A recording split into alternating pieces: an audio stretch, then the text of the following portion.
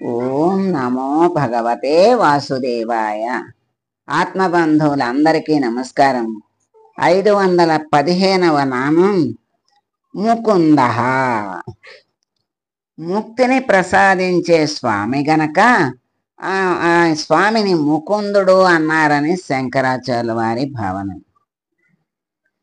స్వామి మరి ముక్తిని ప్రసాదించాలి అంటే ఎవరికి ప్రసాదిస్తారు అంటే, సంసారం అనే దావాగ్నిలో పడిన వాళ్ళు ఆర్తితో స్వామిని ప్రార్థిస్తే చాలు, ఆయనే వచ్చి వాళ్ళని రక్షించి తన యొక్క ముక్తిధామం, తన ఎక్కడైతే ఉన్నాడో తనలోకి వెళ్ళిపోవడమే ముక్తి. తన యొక్క ముక్తిధామాన్ని చేర్చుకుంటాడు, ధామానికి చేర్చుకుంటాడు పరమాత్మ అని మనకి. అందుకే ఆ స్వామికి ముకుందుడు అనే పేరు వచ్చిందని చెప్తున్నారు.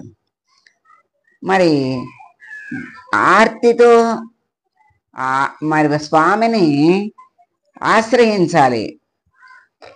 ఎవరు ఆశ్రయించాలి అంటే, మరి ఆ నీళ్ళల్లో మునిగిపోయిన వాడు రక్షించమని కేకలు పెడతాడు, రక్షించమని కేకలు పెడతాడు. ఆ కేకలు విని ఎవరో ఒకరు వచ్చి రక్షిస్తారు. అదే మరి చుట్టూ మంటలు ఉంటే ఆక్రమిస్తే వాటికి మనం బలైపోతున్నామనే భయంతో మరి రక్షించమని కేకలు పెడితే వచ్చి విన్నవాళ్ళు వచ్చి రక్షిస్తారు. అలాగే ఈ సంసారం అనే దావాగ్నిలో పడి కొట్టుకునేటువంటి వాళ్ళు, ఈ దావాగ్ని అంటే సామాన్యమైనది కాదు, అది వాణ్ణి దహించి వేస్తూ ఉంటుంది. ఆ దహించటమే మరి మనస్సు అశాంతి, బాధలు, కష్టాలు, అంతులేని కష్టాలు, అంతులేని కోరికలు. ఆ కోరికలే కష్టాలకి కారణం. ఆ కోరికలే కష్టాలన్నిటికీ కారణం. కానీ తెలుసుకోలేక పడుతూనే ఉంటాడు కష్టాలు, కోరికలు కోరుతూనే ఉంటాడు. స్వామి ఏమంటాడు, నీ భారం అంతా నా మీద వెయ్యి, నేను చూసుకుంటాను, నిన్ను చల్లగా హాయిగా నువ్వు ఆనందంగా ఉండేటట్టు నేను చూసుకుంటాను అంటాడు.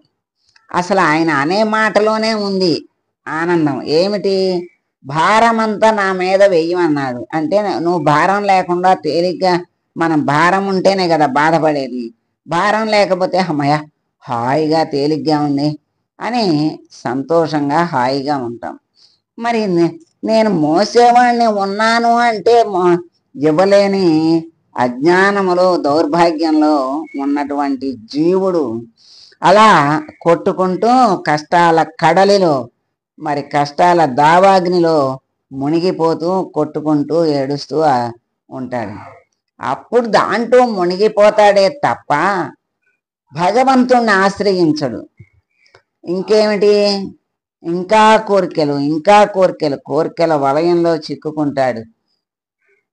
మరి ఆ వలయంలో చిక్కుకున్నటువంటి వాడు బయటికి రాలేడు. జన్మల పరంపరని అనుభవిస్తూ ఉంటాడు. అవి ఎప్పటికీ పైకి తేల్తాడు అంటే ఎప్పటికీ తేలడు. ఎప్పటికి తేల్తాడు? స్వామిని, పరమాత్మను ఆర్తిగా ఆశ్రయిస్తే, దావాగ్ని నుండి నన్ను రక్షించు స్వామి అని ఆర్తిగా ఆశ్రయిస్తే తప్పకుండా చేరుస్తాడు. మరి అంతటి ఏనుగు తన శక్తిని అంతా ఉపయోగించి, నేను శక్తివంతుణ్ణి, నాకు శక్తి ఉంది అని పోరాడినంతసేపు ఎన్నాళ్ళు పోరాడింది? ఏమైంది? విడుదల అయ్యిందా? అవలేదు.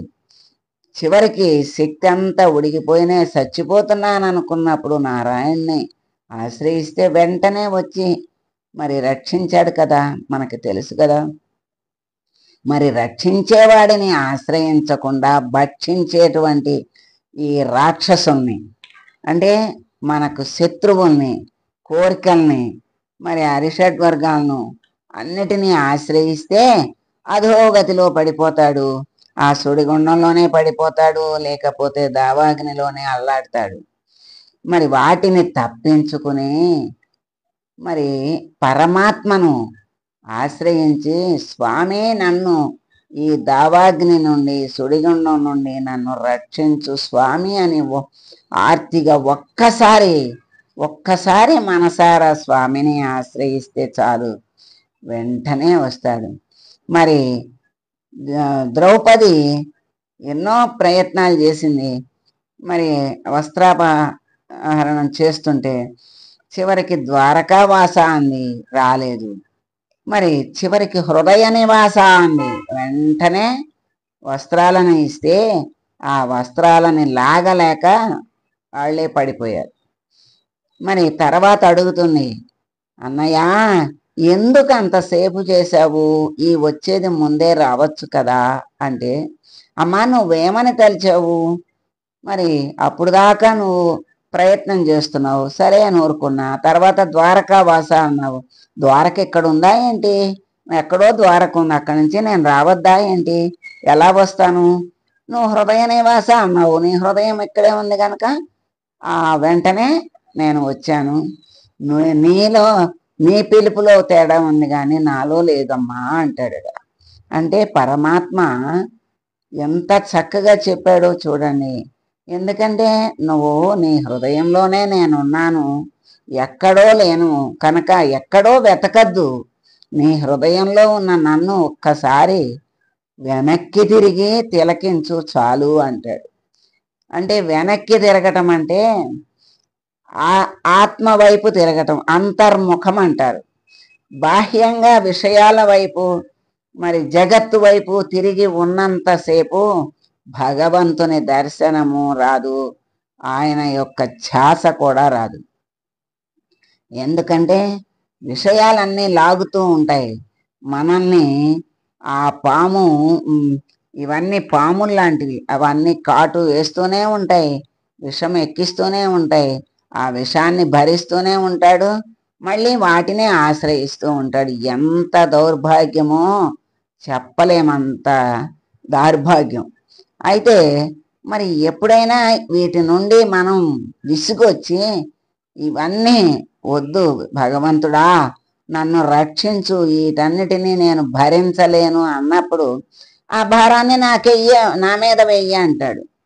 అలా వెయ్యగలిగితే అసలు ఏ బాధ లేదు, ఏ చింత లేదు, హాయిగా ఆనందంగా ఉంటాడు. మరి ఆ ఒక్క పని చెయ్యలేక సతమతమయ్యి మరి అన్నీ నెత్తి మీద పెట్టుకుని ఏడుస్తూ ఉంటాడు జీవుడు ఎల్లప్పుడూ. చక్కగా ముక్తినిచ్చే ముకుందుడు మనలోనే ఉంటే, మన చెంతే ఉంటే, మనం ఆశ్రయించలేని అజ్ఞానంలో ఉండి అనాథలంలాగా బతుకుతున్నాం. నాథుడు మన దగ్గరే ఉన్నాడు, ఆ నాథుణ్ణి ఆశ్రయిస్తే మనల్ని ఆదుకుంటాడు అనేటువంటి జ్ఞానం కలిగిన రోజున అదే పరమ ముక్తికి, ముక్తి ధామానికి చేరుస్తుంది. అటువంటి మరి రక్షించి మనల్ని తానే ఎప్పుడైతే నోరు విడిచి అమ్మా అనే బిడ్డ ఆర్తిగా పిలుస్తాడో అప్పుడు వచ్చి, నాన్న ఏం కావాలి, ఆకలైందా, నేను పెడతాను, కాళ్ళు చేతులు కడుక్కురా అని అడగకుండానే అమ్మ వాడిని గ్రహిస్తుంది. అలా పరమాత్మ మనకి జగత్పిత. మరి అటువంటి పరమాత్ముడు తండ్రి తల్లి అయినటువంటి వాళ్ళని మనం ఆశ్రయిస్తే వాళ్ళు వెంటనే ఆదుకుంటారు, చేదుకుంటారు వాళ్ళ దగ్గరకు. అటువంటి సామర్థ్యం, ప్రేమ, కరుణ, దయ వాళ్ళ దగ్గర ఉంది. మరి సామర్థ్యం ఉన్న వాళ్ళని ఆశ్రయించకుండా అధముల్ని ఆశ్రయిస్తే అధపాతాళానికి మనల్ని లాక్కెళ్తారు అనేది గట్టిగా తెలుసుకుని ఇప్పటికైనా జ్ఞానముతో పరమాత్మను ఆశ్రయిస్తే మనకు ముక్తిని ప్రసాదిస్తాడు అని మనకి చక్కగా తెలియజేస్తున్నారు.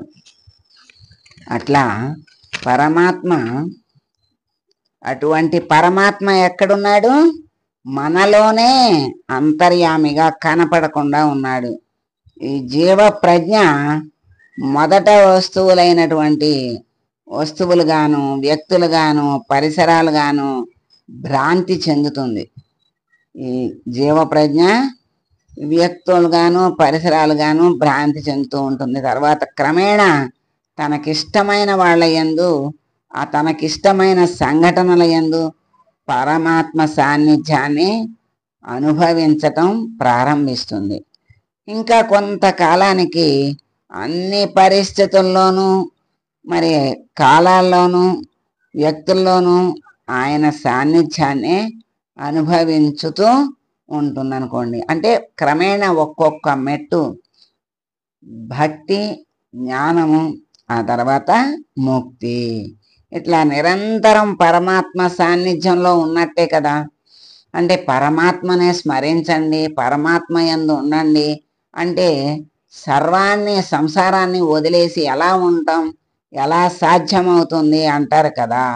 అందుకనే పరమాత్మ అన్ని పరిస్థితుల యందు పరమాత్మని, అందరి వ్యక్తుల యందు పరమాత్మను, అన్ని సంఘటనల యందు పరమాత్మను, అన్నిటి యందు పరమాత్మను చూడగలిగినప్పుడు ఎక్కడుంది ముక్తి? సాన్నిధ్యంలోనే, నీ సాన్నిధ్యంలోనే ఉన్నాడు పరమాత్మ గనక అక్కడే నీ సాన్నిధ్యంలోనే ముక్తి లభిస్తుంది.